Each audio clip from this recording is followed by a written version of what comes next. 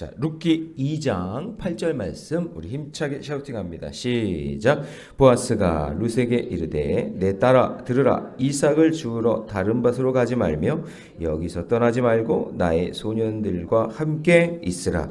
보아스가 룻에게 이르되 내 딸아 들으라. 이삭을 주우러 다른 밭으로 가지 말며 여기서 떠나지 말고 나의 소녀들과 함께 있으라.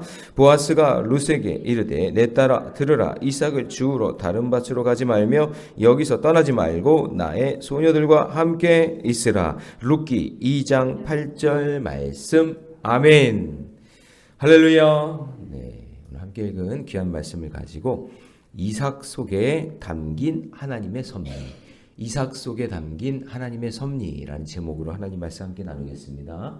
자, 내일 주일은 몇 시라고요? 7시입니다. 7시. 예.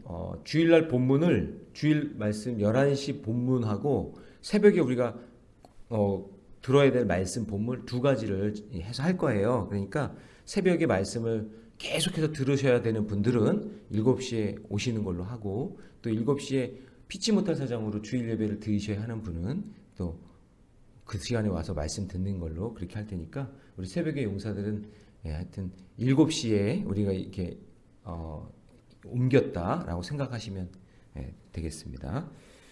자, 이삭 속에 담긴 하나님의 섭리라는 제목으로 하나님 말씀 함께 나누겠습니다.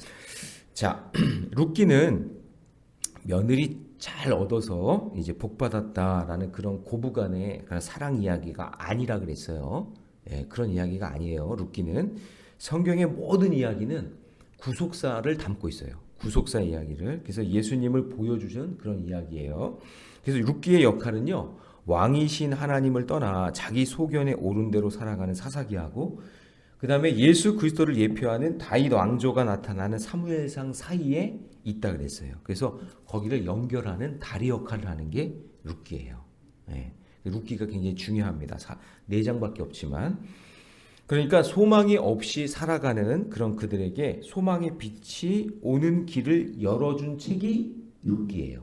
그러니까 사사기에서 사무엘로 이렇게 넘어가는 그 중간 역할, 그 중간 역할에 룻이 보아스를 만나서 결혼하게 되죠. 그래서 그 룻과 보아스를 통해서 다윗의 혈통이 이어지잖아요. 그러니까 굉장히 중요한 역할을 하는 거죠. 그래서 1장까지의 영적인 분위기는 좀 어둡고 소망이 없는 것처럼 보이지만, 이제 2장에 오면은 이제 보아스와 룻이 만나는 그런 스토리를 통해서 이제 소망의 빛이 비치는 그런 일들이 일어나는 거죠. 그런데 그렇게 소망의 빛을 비추는 매개체가 뭐냐? 그렇게 만나게 해주는 매개체가 뭐냐? 아주 작고 보잘것없는 그런 보리 이삭을 줍는 일에서부터 시작됐다, 그런 얘기죠. 그러니까 우리에게 일어나는 사건들 중에 보리 이삭을 줍는 거 어떻게 보면 쑥스럽고 부끄러운 일이잖아요. 나는 밭도 없어. 추수하는 일도 아닌데 추수하다가 남겨진 그 보리 이삭을 그런 줍는 그 사건과 그 일이 거기를 통해서 룻이 보아스를 만나게 되는 놀라운 축복의 사건이 된다라는 거죠. 그래서 여러분, 하찮은 일이라도 작은 일이라도 그 안에는 하나님의 섭리가 있다라고 생각하면서 정말 소중하고 귀하게 여겨야 돼요. 누가 한 사람을 만나더라도, 어린 소자를 하나 만나더라도, 할렐루야, 내게 맡겨주신 그런 작은 일이라도 그것을 최선을 다해 감당하다 보면 하나님의 놀라운 역사가 일어날 줄로 믿습니다. 여러분, 이 새벽 예배가 왜 중요하냐면요, 제가 얘기했잖아요. 박명희 집사님 같은 경우에는 새벽 예배 드리는 장소를 찾다가 우리 교회 불 켜진 걸 보고 들어와가지고 내 인생 소망을 발견한 거예요. 정말 막 죽고 싶은 마음으로 그냥 인생 살고 싶었는데, 근데 내 옛날에 신앙 가졌던 그 추억이 기억이 나서 기도할 수 있는 장소를 찾는데, 마침 그냥 새벽 예배 드리는 교회가 우리 교회밖에 없네? 이 지역에서. 그래서 오게 돼서 예수를 믿게 됐다는 거예요. 작은 일이지만 우리가 이렇게 불을 밝히고 기도하고 말씀 읽고 순종하는 그런 작은 일들을 통해서 하나님은 놀라운 역사를 이루어 주실 줄 믿습니다. 요즘 박명희 집사님 얼굴이 얼마나 달라졌는지. 지금 얼굴이 아니었어요. 예전에는 거의 막 반 죽은 사람처럼 그런 삶을 살았어요. 그런데 예수님 만나고 신앙이 회복되니까 하나님께서 그 인생을 바꿔주는 거죠. 할렐루야. 그러니까 보리 이삭같이 줍는 것 같은 그런 작은 일이지만 그 작은 일을 무시하지 말고 최선을 다하면 그 가운데 하나님의 역사가 일어날 줄로 믿습니다. 자, 그러면 첫 번째, 작은 보리 이삭을 통해서요, 축복의 만남이 이루어지는 거예요. 자, 베들레헴에 돌아온 후 룻은 나오미의 허락을 받고 보리 이삭을 주우러 밭으로 갑니다. 자, 2절 말씀 같이 있습니다. 시작. 모압 여인 룻이 나오미에게 이르되 원하건대 내가 밭으로 가서 내가 누구에게 은혜를 입으면 그를 따라서 뭘요? 이삭을 주겠나이다. 이삭을 주는다는 얘기는 내 것도 아니야. 그냥 타작하고 난 다음에 남은 거 땅에 떨어진 거 그거 주워오겠다 그 얘기예요. 거지같이. 자, 그런데 그 거지 같은 일인데 그런 일들을 통해서 우연히 보아스의 밭을 가게 되고 마침 거기서 누구를 만나요? 보아스를 만나게 되는 거예요. 그래서 3절에 보면 룻이 가서 베는 자를 따라 밭에서 이삭을 주는데 우연히. 근데 여러분 인간적으로 볼 때는 우연이지만 하나님이 볼 때는 섭리예요. 그렇죠? 인간이 볼 때는 우연이지만 하나님 볼 때 섭리예요. 그리고 자 4절에 보니까 마침 보아스가 거기서 마침 보아스가 나타날 게 뭐예요? 그렇죠? 마침 보아스가 거기서 보게 되는 거죠. 여러분 춘향전을 보면 이몽룡이 도시를 구경하려고 오다가 이렇게 쳐다보고 있는데 어디서 춘향이 그때 이름도 모르지. 그 예쁜 아가씨가 그네를 타는 모습을 마침 보게 됐네. 그런 거죠. 우리에게 생각할 때는 우연인 것 같고 마침인 것 같은데 그 모든 계획 속에는 하나님의 섭리가 있다. 오늘 저와 여러분이 만난 것도 하나님의 섭리. 네? 할렐루야. 네. 우리 권사님 한 분은 저기 계시네요. 권사님은 교회를 찾는데요. 교회를 오다가 교회들이 코로나 때 전부 다 오지 말라고, 타 교회는 오지 말라고 막 이렇게 하고 있는데 우리 교회는 다 오라고 이렇게 해서 예배 드렸는데 예배 드리는 교회를 또 만나게 돼서 또 교회 등록하게 되고 이게 우연인 것 같고 마침인 것 같은데 하나님의 섭리 속에 있는 거라니까요. 할렐루야. 예. 또 어떤 우리 이민자 권사님 여기 계시네. 그냥 아들이 교회를 등록하는데 그냥 그 교회는 그냥 어쩌 그렇게 막 그렇게 이것도 하라 저것도 하라 막 불편하게 막 그렇게 하는 거예요. 근데 우리 교회는 새가족이 와도 그냥 뭐 하라고 얘기 안 하고 등록하기 전까지 아무 말도 안 하잖아. 그러니까 마음이 열려가지고 등록하게 되고 이게 참 하나님에게 섭리라니까요. 하나님이 인도해 주시는 거예요. 그래서 사람의 눈으로 볼 때는요 이 모든 것이 우연처럼 보여요. 그러나 성도의 인생이란 절 따라해 봅시다. 성도의 인생에는 우연은 없다. 우연은 없어요. 다 뭐예요? 하나님의 섭리다라는 거. 자, 그래서 내가 만나는 가족, 친구, 연인, 공동체 여러 우연이 아닙니다. 그 만남을 통해 구속사를 써내려가시려는 하나님의 주권적인 계획, 주권적인 하나님의 역사 그것이 우리 가운데 있다는 거예요. 그래서 여러분 엘리멜렉도 어떻게 보면은 신앙을 잃어버린 아주 어떻게 보면은 미련한 가장같이 생각하잖아요. 누구의 남편이에요? 엘리멜렉이. 나오미의 남편이잖아요. 능력 없는 남편 같이 보이잖아요. 괜히 그쪽으로 가게 해가지고 다 죽고 자기도 죽고. 그렇지만 여러분 그렇지가 않아요. 1절을 보세요. 1절 같이 있습니다. 시작. 나오미의 남편 엘리멜렉의 친족으로 유력한 자가 있으니 그의 이름은 뭐예요? 그러면 여기서 딱 알아야 되는 게 뭐예요? 엘리멜렉의 친척이 누구라는 거예요? 보아스인 거예요. 보아스가 기업 물을 자로 만나기 위해서는 엘리멜렉이 필요한 거죠. 그런 미련한 엘리멜렉이었어도 반드시 예수님의 족보를 이어가는 데서는 엘리멜렉도 필요한 거죠. 믿으십니까? 예, 그거를 볼 수 있어야 되는 거예요. 자, 그러면 적용 질문 드립니다. 나를 가장 괴롭게 하는 사람이 누구입니까? 예, 여러분 그 사람을 만나게 하신 하나님의 섭리가 있어요. 그 사람을 만나게 하신 이유를 하나님께 있음을 인정하며 사셔야 돼요. 나를 정말 힘들게 하는 사람이 있죠. 그 사람 없었으면 하는 그 사람이 있죠. 나를 불편하게 만들고 힘들게 하는 그 사람 때문에 하나님의 섭리를 나에게 주시는 거예요. 여러분 그것을 늘 깨닫는 저와 여러분 되시기 바랍니다.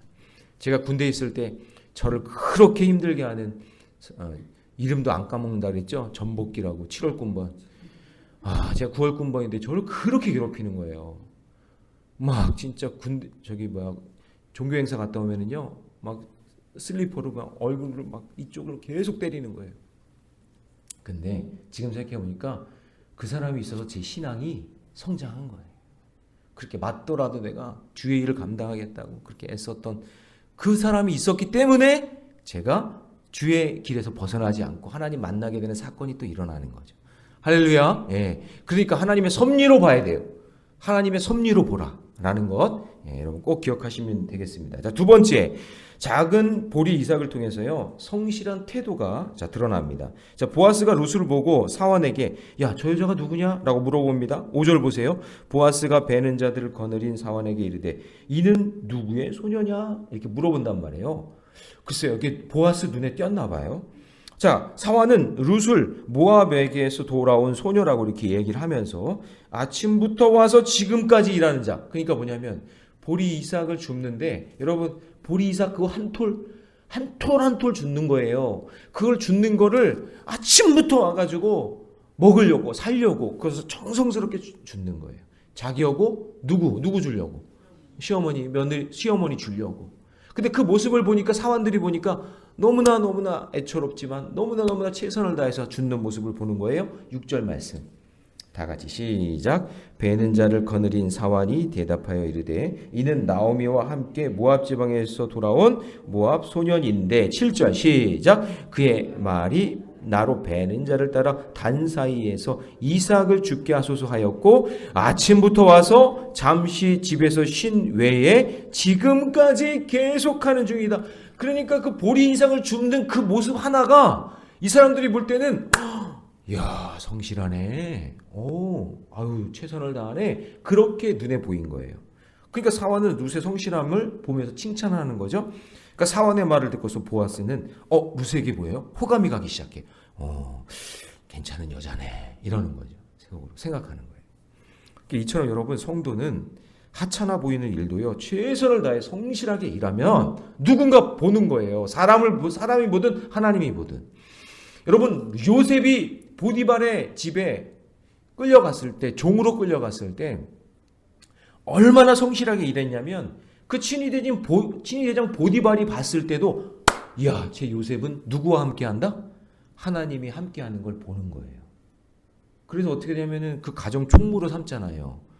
그러니까 그 성실함을 다 보고 있다라는 거. 그래서 요셉이 범사에 형통한 인생이 된 것은 그냥 우연이 되는 게 아니라 요셉이 종으로서 최선을 다한 거예요. 종으로서 이렇게 주인 눈치만 보면서 할까 말까.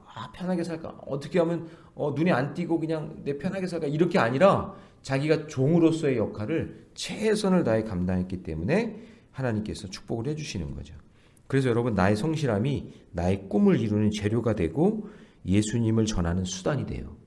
여러분 세상에서 열심히 사세요. 예? 약삭빠르게 살지 말고 세상으로 살 때 세상 사람들이 볼 때 열심히 살고 성실하게 사는 모습을 보여주세요. 그게 전도예요. 그 모습을 보고 주께로 돌아오고 그 모습을 보고 놀라운 기적의 역사가 일어나는 거예요. 믿으십니까? 예.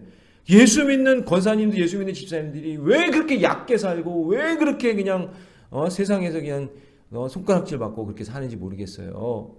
예수 믿는 사람들이 더 성실하고 복되고 아름답게 살아가는 것, 그것을 보고 있다라는 것, 그것이 전도의 문이 열리는 것이고 그것이 복된 삶을 살아가는 거예요.